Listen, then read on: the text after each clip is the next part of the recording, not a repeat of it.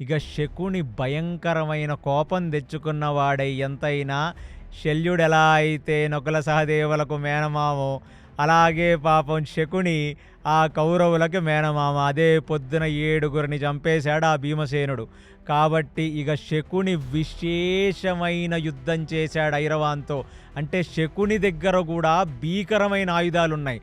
ఆ శకుని చేస్తున్న యుద్ధం ఎలా ఉందయ్యా అంటే, తాంత్రిక విద్యతో యుద్ధం చేస్తున్నాడంటే ఆయన ఒక బాణం వేస్తే కొన్ని వేల ముసళ్ళు, వేల పాములు, వేల బొద్దింకలు, వేల తేళ్ళు ఆ బాణాల లోపల నుంచి వచ్చేసి ఈ ఈ నాగా సైనికుల మీదకి, ఇరావాన్ మీదకి పడిపోతుంది.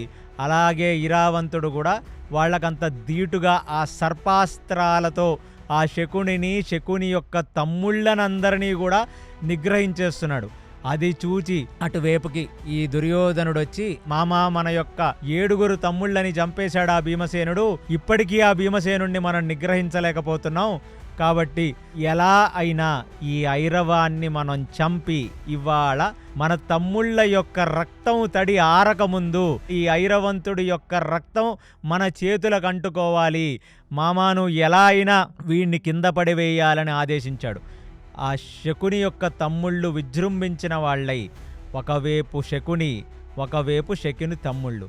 మీ అందరికీ ఇప్పటికీ డౌట్ రావాలి, అసలు శకుని తమ్ముళ్ళేంటి?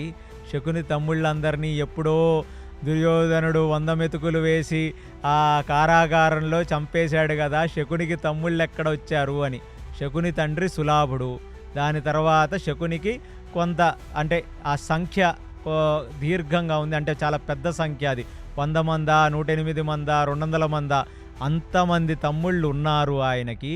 వాళ్ళందరూ కూడా కురుక్షేత్ర యుద్ధానికి పార్టిసిపేట్ చేయటానికి వచ్చారు.